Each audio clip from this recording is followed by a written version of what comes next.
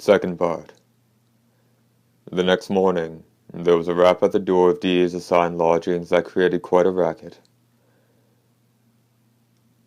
"It's open," a low voice responded, but whoever knocked made no attempt to open the door.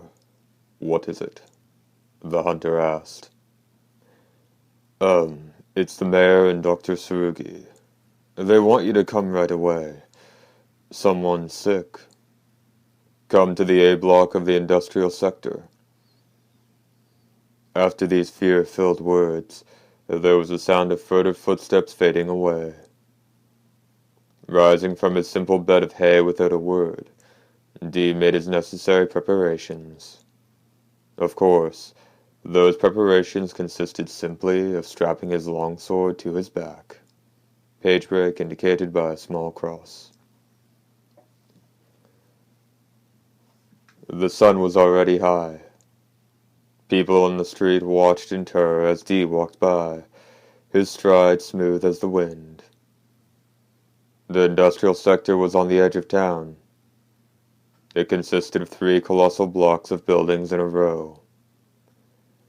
Aside from the actual energy used to keep the town in flight, everything they needed for their day-to-day existence was produced in the industrial blocks. It was the town's lifeline, so to speak. Without needing to see the A block markings on the doors, Dee was guided there by the otherworldly atmosphere.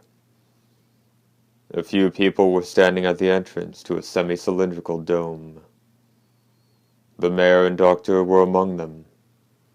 And, of course, the sheriff, with the silver rocket launcher tucked under his arm. Some men, perhaps deputies, were pushing back a wall of people to keep them from getting any closer. As Dee approached, the mass of humanity parted smoothly, making a path for him. Gazes brimming with fatigue, astonishment, and hatred greeted the hunter.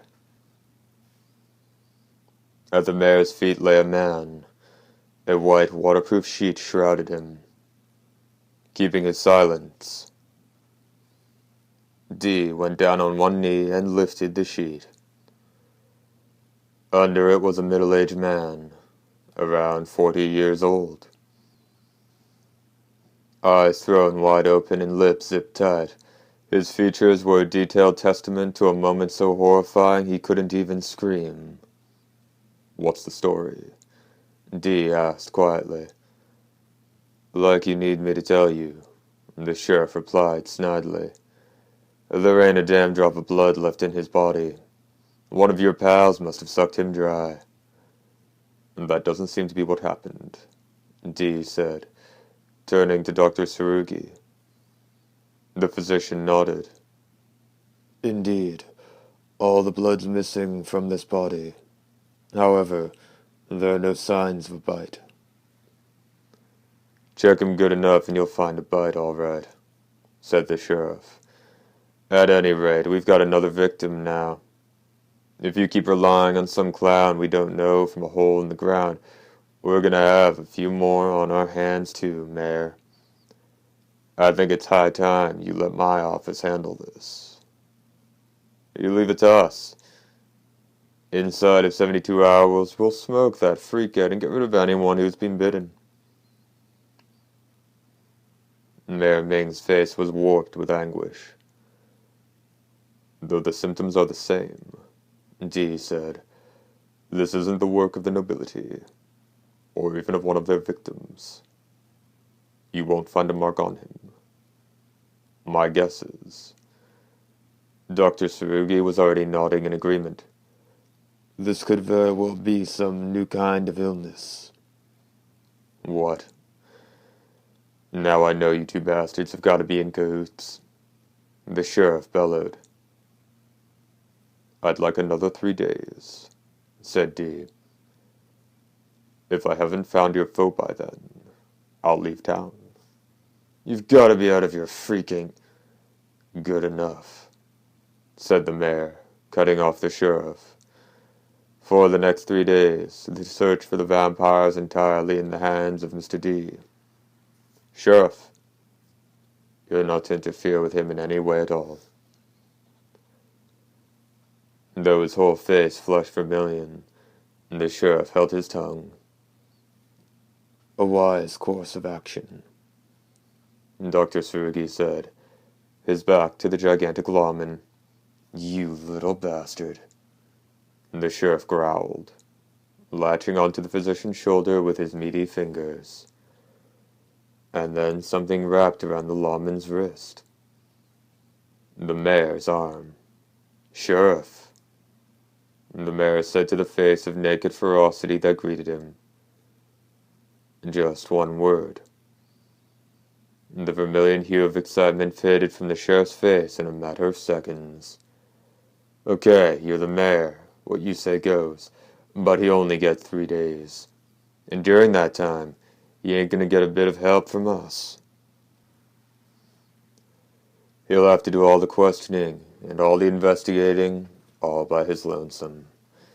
And I'll tell you one thing. This here town's pretty damn big." And then he left, with his men following close behind.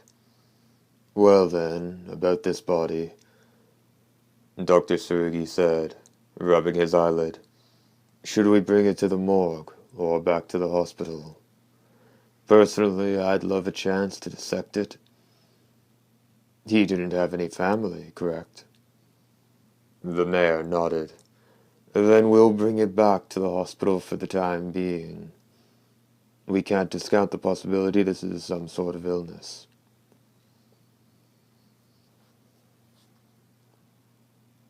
On orders from the mayor, 2 of the townsfolk were selected and, one at each end of a stretcher, they loaded the body onto the back of the hospital motorcycle parked nearby. "Well then, I'll be running on ahead." The young physician departed, leaving only the growl of an engine in his wake. That left only Dee and the mayor. A forceful wind gusted around the 2 of them. Perhaps it was a gale that blew from the light into darkness. Or maybe it was something else. "What is it?" the mayor said succinctly. "You think it could be an illness?" Dee didn't answer him. This was probably the first time he'd found a corpse that had been drained of blood but didn't have a mark on it. "I don't know for sure. We need Dr. Tsurugi to hurry with that analysis. Depending on how this plays out, it may become necessary for him to come up with a vaccine. If that's the case, he will need to do it quickly." "Then you do think it's a disease after all?" Beads of greasy sweat blossomed across the mayor's brow. Page break indicated by a small cross.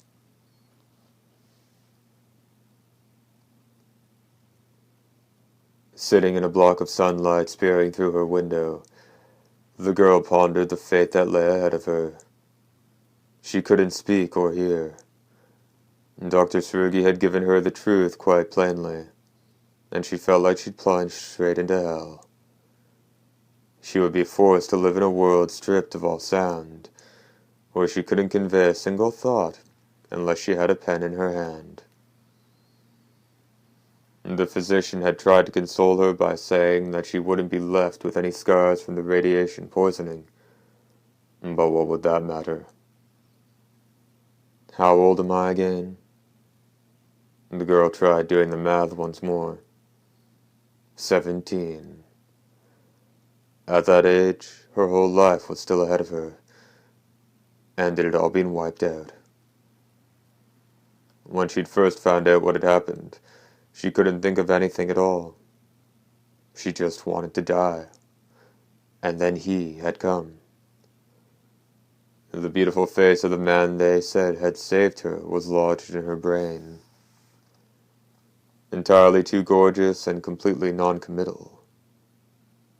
He saved me, the girl thought, obsessed with the notion. Oh, I hope he comes to see me again. Just one more time. A number of sounds passed right by the girl. The footsteps of the physician and nurse as they went down the corridor. The creaking of the gurney bearing what looked to be a dead body. A voice filled with revulsion. Sounds from things like the generator, and an electric saw passed right through the thin walls, stirring the girl's hair. Perhaps you could say she was lucky not to have to hear any of that. So, what happens next?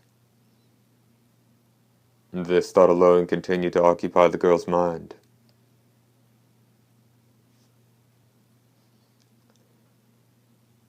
Before she knew it, the light outside her window had taken an azure tint. She had no idea whether the doctor and nurse were in the next room or not. Once the light was gone, she'd be separated from them by an eternal gulf. Just then, she saw a figure reflected in the door across from her.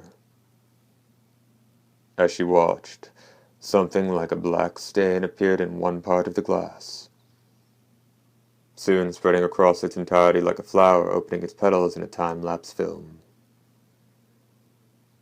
Before the girl's very eyes, the stain quickly became a black mass of sorts, its contours shifting faintly as it approached her bed.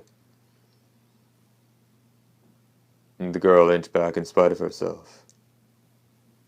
She was just about to press the emergency call button when a black hand deftly reached over and snatched it away. Well, can you understand what I'm saying? Piercing thoughts crept into her head. The girl's eyes went wide with astonishment. Don't be so surprised. It's called telepathy. With it, a person can make their thoughts understood without ever speaking. Even a young lady with no voice. Would you care to try it? The girl nodded. She moved her head so vigorously it almost looked like some sort of exercise. Okay, I'll show you how to do it. But in return, there's something I want to ask you. Will you answer me? The girl nodded. As her eyes gazed at the unsettling black mass, they seemed to cling to it for dear life. I understand certain experiments were conducted at your house. The voice rang through her head, and it was accompanied by a delightful stimulation. The secret of that research is hidden somewhere in your house. Tell me where. No, you don't need to say it. Think it. The girl shut her eyes. Gathering up all she remembered of the life they'd once lived, she began searching for some concrete example of the experiments her father had undertaken. Coming away empty-handed, the girl conveyed that result. That can't be. The shadowy figure's thoughts were like flames. Your father was involved in forbidden experiments, and only he was able to make them succeed. Answer me. You must remember. The question burned in the girl's brain like molten steel. Her whole body trembling, she collapsed on the bed. At that moment, the door opened. The shadowy figure seemed to look that way. What the hell are you? Dr. Tsurugi shouted, his words spreading across the room like a wildfire. The shadow turned to face the physician without making a sound. Perhaps it was his youth, or maybe he was just reckless. But the physician spread his arms wide and tried to grab hold of the shadowy figure. His hand sank into the intruder's form. Not just that. The shadow actually passed right through the physician's body. Molecular intangibility was at work. Hey! Dr. Tsurugi shouted as he raced to Lori's side, though he had no idea what was going on. Are you okay? He asked. Managing to follow the movement of his lips, Lori nodded in reply. Noticing the pale blue phosphorescence of his own limbs, the physician pulled back in surprise. That was the after effect of the molecular intangibility. Looks like I'll have to take something for radiation, too, the physician said absent-mindedly, smiling at Lori. But in her mind, the shadow's thoughts still pulsed. You can use telepathy, too, the shadow had said. Page break indicated by a small cross.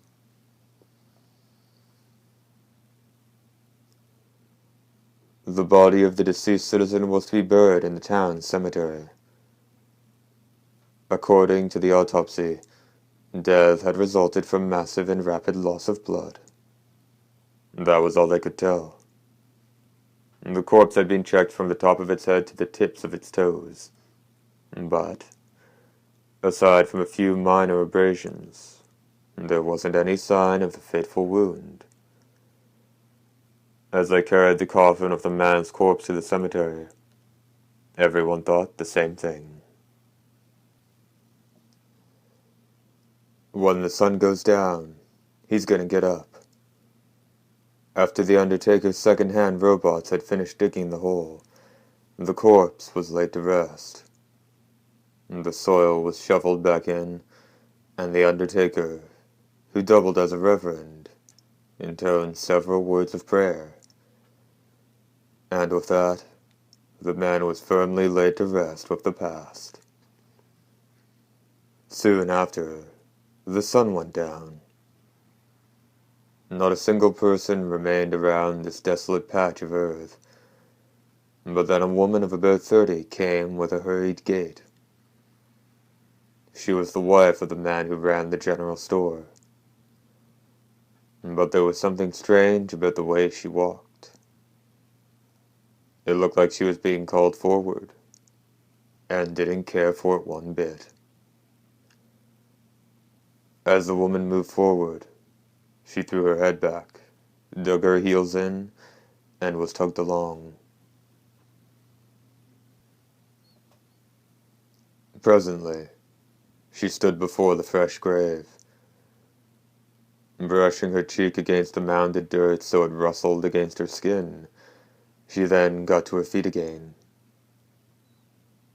Hunching over, with a frightened expression and a chilling grin, she began digging into the fresh grave. With every movement of her hands, a vast quantity of earth was thrown behind her. In no time, she had made a small mountain of dirt. Even though the soil was loose from the recent burial, the sheer volume of it was extraordinary. When the lid of the wooden box could be seen at the bottom of the hole, the woman's lips twisted in an expression of sheer delight. What a blackly evil smile it was. The hole was 10 feet deep. The woman stared at the box. The sun had already sunk beyond the edge of the plains. Nothing but the white lights threw any illumination on the woman's deeds. Slowly the coffin began to rise. As if pushed up by the earth itself, it ascended, not the least bit unsteady as it approached the lip of the hole. Anxiety and rapture intertwined in the woman's countenance. Rising clean out of the grave, the coffin stopped level with the woman's chin. The lid of the box opened from the inside, pushed open by a pale hand.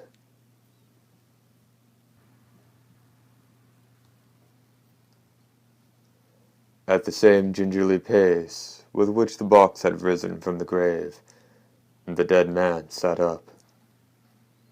Still seated in the coffin, he turned to the woman and smirked. Pearly canines jutted from his mouth. His eyes gave off a red glow. With a look from him, the woman was completely stripped of her freedom. She smiled back at him. With strangely stiff movements, the man climbed down to the ground. The coffin stayed right where it was. The man came closer. Saying nothing, the woman waited. For the first time it dawned on her that in life this man had been in love with her. There was a short, soft whistle. And at that point something stuck in the nape of the man's neck. A thin needle of unfinished wood. Sorry to say this, but that's as far as you go, a low voice said. To the man's right there was a rustling of tree branches. The man was at a loss for words. And since you've risen again, I take it you know what the person who did this to you looks like. Tell me. Even if the man had wanted to answer, he was still pierced through the throat. Needle stuck in his neck, the man leapt back a good 6 feet. And at the same time the woman crumpled to the ground. You must be destroyed, Dee said coldly. But before you go, you should leave the world of daylight something. How about it?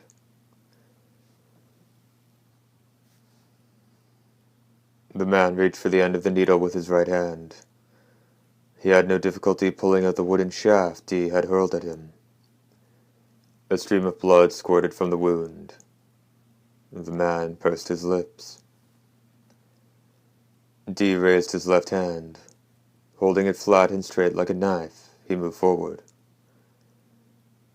The red stream that issued from the man's mouth was split down the middle by the edge of the hunter's hand, and both halves vanished in the darkness. But Dee sensed white smoke rising from the ground where the man's blood had fallen. Quite a strange power you have there, the hunter remarked. But now the end is at hand. Not giving the man a second chance to purse his lips, Dee covered him completely with his coat. The moment it opened again, the man fell to the ground unconscious as if jerked back down by ropes. Looking down at the man, Dee said softly, I've taken care of him. Come out now. Thanks a bunch. There was a sound of branches shaking in a thicket some 15 or 20 feet away, and then a fairly limber figure appeared. So, you've got a trick that can knock a noble's underling out in one shot? When you've got a little time to kill, I'd love to see how you do that. Punctuating his last comment with a burst of cackling laughter was none other than John Ambrasili, Pluto the Eighth. Why are you out here? Dee asked. Oh, don't get all tough with me, partner. Pluto the Eighth smiled at the hunter, his expression intimating they'd been friends for ages. Well, I knew he was bound to come back to life, so I was just waiting around for it. I tell you, that was a hell of a fight you gave that critter. I'm impressed. Very impressed. What are you after? Dee asked softly. Not a thing, Pluto the Eighth replied, shaking his head in earnest. If he was tortured to the point where he could no longer speak, he could probably get by on that gesture alone. It doesn't matter. Just stay out of the way. Yes, sir. It was hard to tell just what was going through Pluto the Eighth's head, but for some reason he gave the hunter a round of applause, then said, By the way, were you by any chance planning on taking this creep back with you and making him spill his guts? What are you talking about? It's pretty obvious, ain't it? You aim to find out just who went and made this character like this. After all, he lost all that blood but doesn't have a scratch on him. How weird is that? You've got to look into what's causing this. You're exactly right. Easily carrying the fanged man on one shoulder and the unconscious woman on the other, Dee turned away. Hey, hold on! Wait just a minute! Pluto the Eighth cried out excitedly, scampering after the hunter. Let me carry the lady! I tell you, I can't believe how tough it is trying to crack the gals. In this here town. I can talk myself blue in the face, but they won't give me the time of day. I should take this opportunity to make a reputation for myself. While it wasn't quite clear whether the hunter was dumbfounded or not, as Dee stood there, Pluto the Eighth basically pried the woman away from him and cradled her body in his arms. Body! Do you seriously think this character is just gonna tell you everything? I mean, after all, he's a freaking vampire.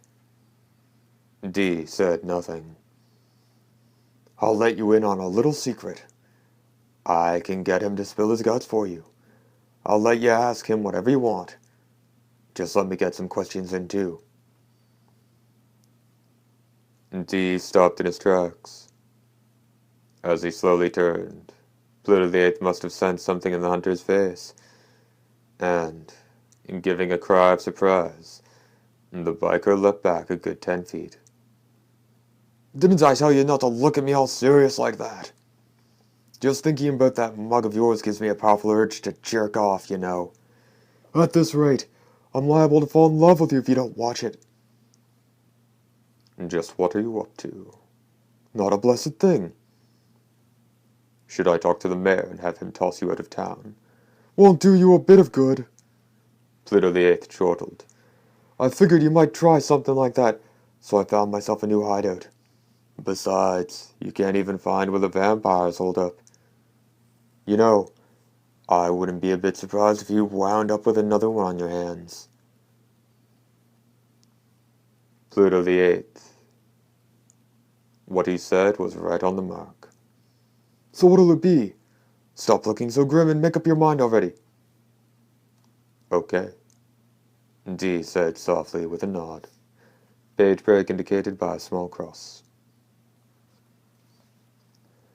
Where Pluto the Eighth finally led Dee was to an abandoned boarding house next to C Block in the industrial sector. What do you think? Pretty great, huh? Got myself 3 rooms here. Can cook up my grub wherever I please. You're looking at the lord of the manor. Pluto the Eighth said pompously. It don't matter to me if you tell anyone else where to find me. Given 5 minutes, I can move myself into another hideout, you know. I'm a slipperier eel than any vampire. What are you really after? Asked he. Who do you think you're dealing with here? Pluto the Eighth said, settling himself into a plastic chair. He invited Dee to do the same, but the hunter wouldn't sit down. The woman from the general store had been left lying next to a street that saw a lot of pedestrian traffic in a place where someone was sure to find her right away. Anyone summoned by a vampire's power, as she had been, wouldn't remember a single thing that had happened while under the vampire's spell. Pluto the Eighth had set the unconscious vampire down on a large bed of rather simple tastes. Fingering the fiend's extended canine teeth with morbid curiosity, he said, Wow, now. Let's see if we can't get him to answer 2 or 3 questions. Okay, now watch closely. Saying that, he clambered onto the bed and over to where he'd put the vampire. Then laid down on his back right next to the other man. Dee saw him squeeze down on the vampire's hand. Pluto the Eighth closed his eyes. As he did so, all trace of expression vanished from his face. At the same time, the vampire began to tremble all over, and his eyes opened wide. Pretty slick, eh? The vampire said in Pluto the Eighth's voice. While the face was still clearly that of a farmhand, the expression had taken on an indefinable fullness, and through the eyes and mouth it bore distinct likeness to Pluto the Eighth.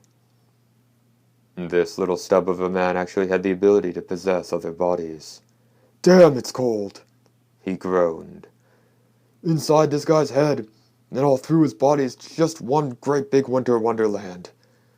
On the other hand, being in here, I know everything he's thinking. Now, according to him, he got turned into a vampire by... wow, by no one at all. All of a sudden, he got cold and fell to the ground in front of that factory. And that's about the size of it seems. Ain't that the damnedest thing? Is the illness contagious? To Dee's question, Pluto the Eighth replied, I don't know. What I can tell you is he's got a powerful thirst for blood. That's it. Suddenly, Pluto the Eighth's voice became muddled. Malevolence flooded into his normally amiable expression. His face now that of a demon. He leapt to his feet. The human who'd possessed this vampire had been overthrown with remarkable ease. Imitation vampire or not, the mental powers that condition endowed the victim with was certainly formidable. Slowly, the demon headed toward Dee, and then he suddenly grinned from ear to ear just like Pluto the Eighth. Sorry about that. He laughed in the biker's voice. Didn't mean to alarm you. Not that you budged an inch. Well, I guess that's D for you. So, that's the only question you've got? No. I have another. What in the world were they researching at that hose? Can't say. Pluto the Eighth replied indifferently. He's probably got the information, but everything related to it is in a fog. Guess that means no answer. Nothing from D. Looks like our plan has run awry. D gave a slight nod. One of the paranormal phenomena that often linked the bloodsucker to its prey was a transference of memories. Often the memories of a vampire were copied into the brain of his or her victim. In most cases, what was transferred was only a small portion of the vampire's recollections. But there were some victims who wound up with all of a noble's memories. By sending his consciousness into the other man's body, Pluto the Eighth had hoped to access any memories that might have belonged to whoever made him. Not saying a word, D slung the undead body over his shoulder. Hey, what are you doing? The corpse, or rather Pluto the Eighth, shouted. If we're through with him, I have to get him back in his grave. If you want to get out of him, better be quick about it. What a selfish little ingrate you are! The man sneered, and then all stiffness left his body. At the same instant, Pluto the Eighth's body got up from where it had been lying on the bed. I'll have you know it takes a good deal of mental preparation to leap from one body to another. Oh, I think I'm gonna be sick. D left the biker's room without making a sound. Page break indicated by a small cross. As it moved forward, the town seemed to be glaring down at the brown plains. A group of shepherds and merchants looked up at it enviously and waved. Offering them nothing in return, the town continued its remorseless advance. But one had to wonder if it was actually making any progress. The town went on diligently, headed straight for the sun as it shone down with a strangely spiteful hue. Page break indicated by a small cross. The next day, D called on the 20 or so men listed on the mayor's sheet as being involved in boarding up the Knight family's home. All of them gave him the same reply. No one had seen or heard anything strange while they were moving things out of the house. The mysteries of that abode remained shrouded in fog. As D was getting ready to call on the last person on the list, Sheriff Hutton, someone behind him called out his name. It was Dr. Tsurugi. Turning around, D asked, "How did it go?" "His condition remains unchanged. I wasn't able to learn anything from the corpse." He was referring to the man who'd risen from his grave the previous night. D had carried the body Pluto the Eighth had occupied to Dr. Tsurugi and had him subjected to a second medical examination. "It's certainly my opinion this was caused by some sort of viral infection. But at the moment I can't seem to put my finger on the culprit." There'll be trouble if you can't. That was all Dee said. Realizing just what kind of trouble the hunter was talking about, Dr. Sergey used the back of his hand to wipe away the sweat he just realized was pouring from him. Cold sweat. "I'll see you later," Dee said, turning his back. "Wait a minute," the physician called out to him. "What is it?" The young physician shyly scratched at his head, which seemed to be a habit with him. "If you don't mind, do you think you could pay a visit with me? To Laurie Knight, I mean. She's been acting a bit strangely." "Strangely?" "Yes. Ever since she was attacked by this weird, shadowy character yesterday, her behavior has been rather unusual." "My going to see her wouldn't change anything." "Well, by not going you certainly won't do her any good." "Then you'll have to wait until I've taken care of one bit of business," Dee said, and began to walk away. Twisting and turning through a number of streets and back alleys, he arrived at the Law Enforcement Bureau. Pushing his way through a cracked glass door patched together with strips of heavy tape, he made his way inside. Sitting behind his desk with his feet up while he joked with a couple of his deputies, and the giant developed a sudden twitch in his face as soon as he caught sight of Dee. "What brings you here?" he asked. "You still got 2 days left. Don't tell me you want off already." "I have business with you," Dee said plainly. "Could I speak to you in private?" Struck perhaps by the hunter's chilling aura, the 2 deputies quickly got to their feet, but the sheriff pushed them back down with hands the size of catcher's mitts. "Wait just to caught him picking minute, boys. This here's the Law Enforcement Bureau. We don't take orders from no outsider. Least of all from a stinking vampire hunter. You're not going anywhere. You'll sit right here with me and hear what he's got to say. You savvy? So, how's that by you?" The last remark was aimed at Dee. Dee nodded. "Does it matter to me? I just have one question for you. When you were boarding up the night house, did you see anything?" "What do you mean by anything?" The sheriff laughed, showing a lot of yellow teeth. "Were there any unusual items? Strange drugs, papers with formulas or equations, special creatures, anything like that?"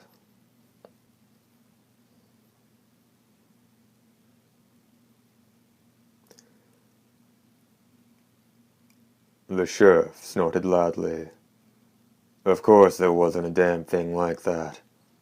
"Then I have another question for you. Why did the Knight family leave town?" "You might want to ask the mayor that. Did the whole town drive them away, or what? Or were they glad to leave? Which was it?" "You come here looking to start trouble, Buster?" Sheriff Hutton snarled.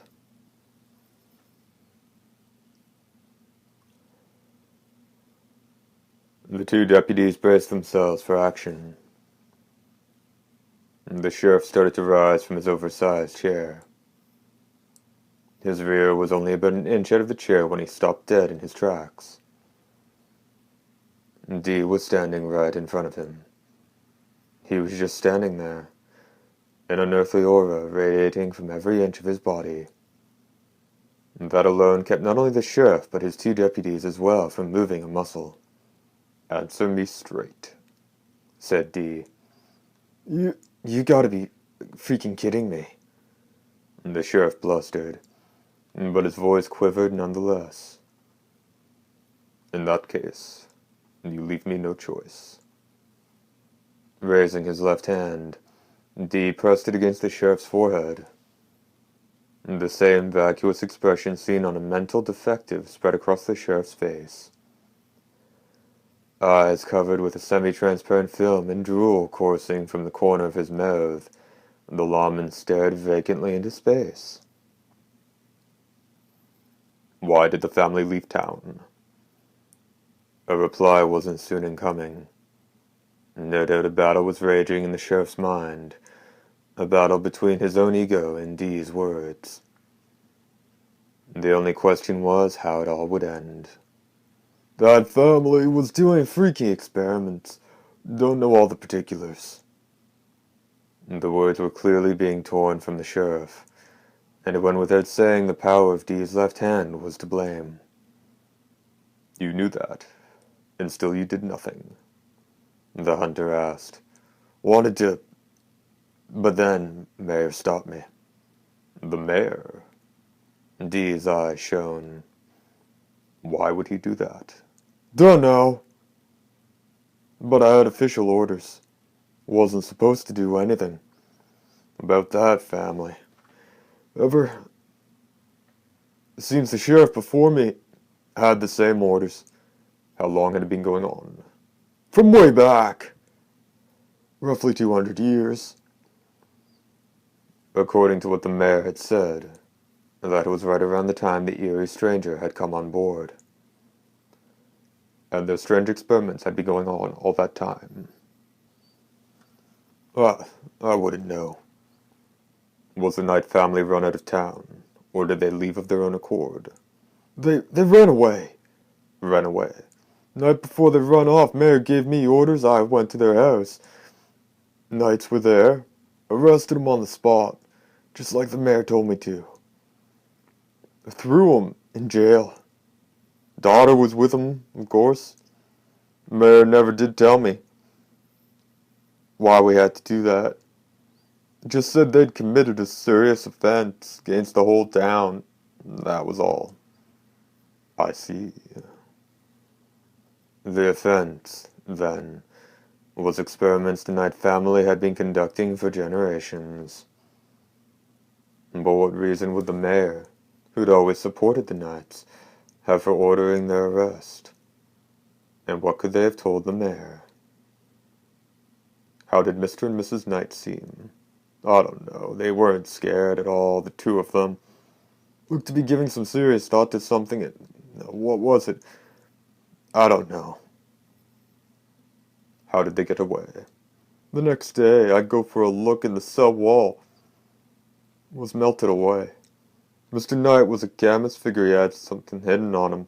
Acid or something. I'll be seeing you again. Dee's hand came away from the sheriff. It wasn't until the hem of the hunter's black coat was well out of the door that the sheriff and his two men collapsed into their chairs as if utterly exhausted. Page break indicated by a small cross. Dr. Tsurugi was waiting for Dee. I realize you must be busy, but I'd really like for you to come with me, he said. Dee nodded. I said I would. Let's go. The two of them set off for the hospital. Quiet town, said Dee. I guess it is at that. The sheriff and mayor probably have a pretty easy time keeping the peace. They don't get strangers coming in and causing trouble. And the townsfolk are all well-behaved types who follow the rules. Every so often someone gets a little rough, but no one's any rougher than the sheriff. A smile formed on Dee's lips. Except for you, he said. Dr. Tsurugi didn't say anything, but he gave a great big grin. Quickly looking to Dee again, he asked, How long will you be in town? If I was done, I could leave tomorrow. And then, in a rare move for the hunter, he asked in return, How about you? Well, my contract is for a full year, but I suppose I'll be getting off before then. Wouldn't it cause problems if their doctor were to leave town? Nothing they couldn't solve by finding another physician. Dr. Tsurugi replied, Are you bored? Don't be ridiculous. You wouldn't think it to look at me, but I studied a bit of psychology. And from a psychological standpoint, you couldn't find a more intriguing place. By their very nature, towns on the frontier must exercise rather rigid controls in order to protect themselves from enemies without. But here they've taken it to the furthest extreme. Where do you think this town is headed? Dee gave no reply. Actually, they wander the earth far and wide with no goal at all. People down on the ground don't have a goal either. Humans' nobility. All of creation is that way, Dee said. Yes, but in a village, people come in. In towns, people leave. Here, there's neither. Do you have any idea how much time and energy the people of this town invest to come up with drugs that combat the problems caused by inbreeding? In my humble opinion, the only folks in town in their right mind were the knights. Do you know anything about them? The hunter asked. Unfortunately, no. I suppose this place might not suit you. You like traveling then, do you? The young physician nodded. It was a deep, hearty nod. His dark eyes sparkled. Yes, I've met all kinds of people. You might say I became a doctor because I like to travel. The frontier is not completely hopeless. No matter what they've been dealt there, everybody's giving life all they've got. I bet the same is true for the remaining nobility. And I just want to help folks do that. Saying nothing, Dee continued walking. But in his eyes was something that looked incredibly like a bit of warmth. The young physician failed to notice how his words had brought about a minor miracle. You're a Dhampir, correct? Been traveling long? A bit longer than you, Dee replied. I'd be like you before too long, the physician said in a fervent tone. I suppose I'll get as experienced as you are. Along the way, I'll learn how to ride, and how to use a sword. Though the young doctor's words sounded almost like a challenge, Dee remained silent. Presently, the pair arrived at the hospital. The nurse walked just ahead of them, escorting them to the sick room. Over the course of the 10 feet or so they had to go, the nurse nearly crashed into a table, almost put her hand through a window pane, and had to be caught by the physician after tripping over the threshold. All because she could do nothing but look at Dee. Some pink discoloration remained on Laurie's skin. That was the extent of her injuries. Apparently the plasters for drawing the radioisotopes from her body were no longer necessary, as all her bandages had been removed. Now the girl was wearing blue pajamas and sitting up in bed. After a bit, Dr. Tsurugi took the memo pad in hand and wrote, "How are you feeling?" He handed it to her. He did so because Dee hadn't bothered to say anything at all. Scanning the note, Laurie nodded. Fidgeting, she adjusted the collar of her pajamas and tugged down the sleeves. She seemed embarrassed to have anyone see the marks her radiation poisoning had left. Mr. D came to see you, the physician scribbled on the memo pad. He wants you to get well soon. D picked up the pen. On seeing what he wrote on the memo, Dr. Tsurugi's eyes bulged out. Why did your parents leave town?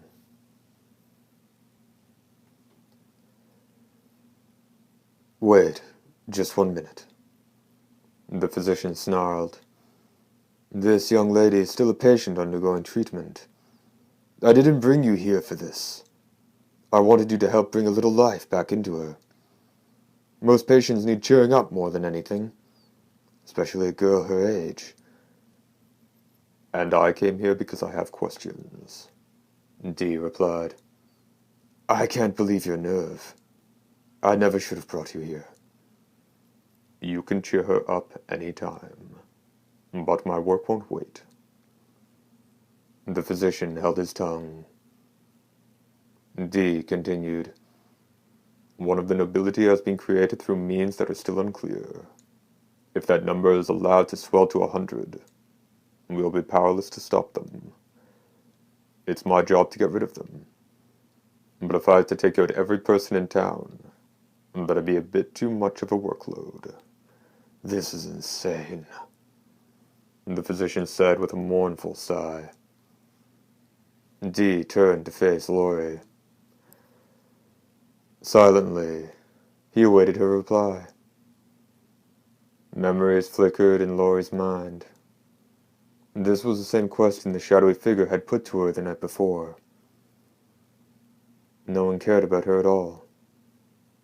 Her parents' experiments were the only thing on anyone's mind. Choking the rage that had risen to her throat back down again, Laurie raised her face. The hunter's visage greeted her. Cold and veiled in an unearthly aura, his dashing countenance seemed sad nonetheless. The anger vanished from Laurie's heart. Putting her left hand over her right so the scars on the back of it couldn't.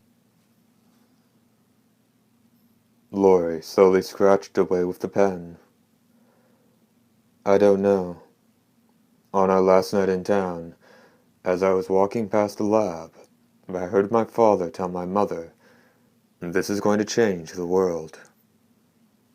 Right after that, the two of them headed out somewhere, and while I was sleeping, the law came and hauled us off to jail.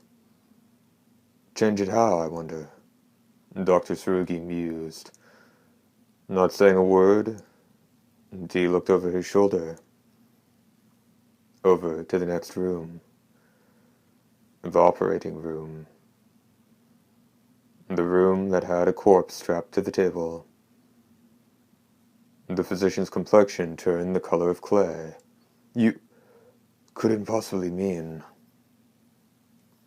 I don't know, Dee said, but you'd best leave. What on earth do you mean? You're better off not knowing. You must be joking. After all I've gone through, Dr. Tsurugi added petulantly. Need I remind you that I was the one who destroyed the vampire last night? I'll see you later. But the physician was about to say something, but he bit his lip. Indignant, he left Laurie's sick room. Dee's right hand went into action. Aside from your family, who went into the lab the most? After pausing for a moment, Laurie wrote, Mayor Ming. Chapter 3, End.